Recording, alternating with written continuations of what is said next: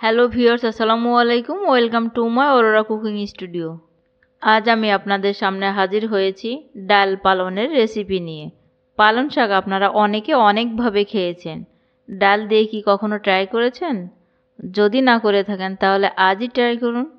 অনেক মজাদার এই ডাল পালন, একবার খেলে আবারও খেতে চাইবেন। তো চলুন দেখে নেওয়া যাক।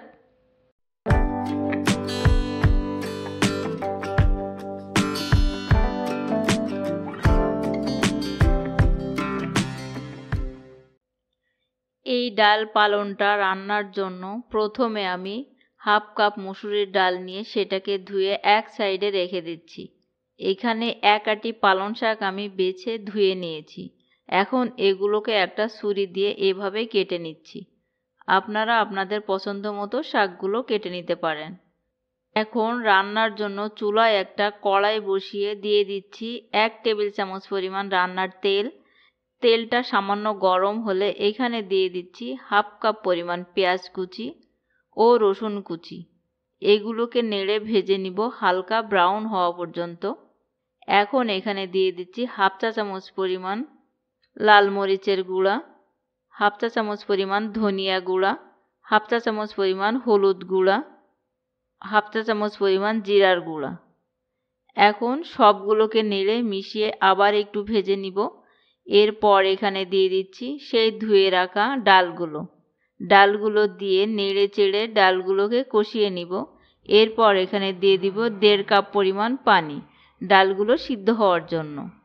দিয়ে দিব 5-6টা কাঁচামরিচ, দিয়ে দিচ্ছি স্বাদ মতো লবণ। এখন সবগুলোকে আবার একটু মিশিয়ে নিব। বলক ওঠা শুরু করলে ঢাকনা দিয়ে ঢেকে দিব। ডালগুলো আমার সিদ্ধ হয়ে গিয়েছে। এখন এখানে দিয়ে দিব পালং শাকগুলোকে দিয়ে খুব ভালোভাবে নেড়ে ডাউলের সাথে এগুলোকে মিশিয়ে দিব। শাক থেকে বেশ কিছুটা পানি বেরিয়ে এসেছে। এটাকে আমি ঢেকে আরও 10 মিনিটের জন্য রান্না করব। এই তো রান্নাটা আমার প্রায় শেষ। এখন এটাকে আমি একটা সার্ভিং ডিশে নামিয়ে রাখছি। এখন শাকটাকে বাগার দেওয়ার জন্য আমি চুলায় কড়াইয়ে আবারও নিয়ে নিলাম একটু তেল। দিয়ে দিচ্ছি 3টা শুকনো মরিচ। মরিচগুলোকে নেড়ে একটু ভেজে নেব।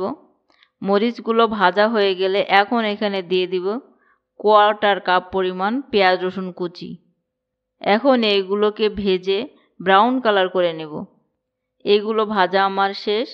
এখন এই শুকনো মরিচ ও পেঁয়াজ রসুনের বেরেস্তাগুলোকে আমি রান্না করা ডাউল ও শাকের উপর দিয়ে দিব। দেখুন দেখতে কতটা ইয়ামি লাগছে। এভাবে পালং শাকটা রান্না করলে খেতেও কিন্তু খুব টেস্টি হয়ে থাকে। তো বাসায় ট্রাই করবেন। আশা করি আমার আজকের রেসিপিটা আপনাদের ভালো লেগেছে। ভালো লাগলে প্লিজ আমার চ্যানেলটাকে সাবস্ক্রাইব করে ভিডিওতে একটা লাইক দিবেন। আল্লাহ হাফেজ।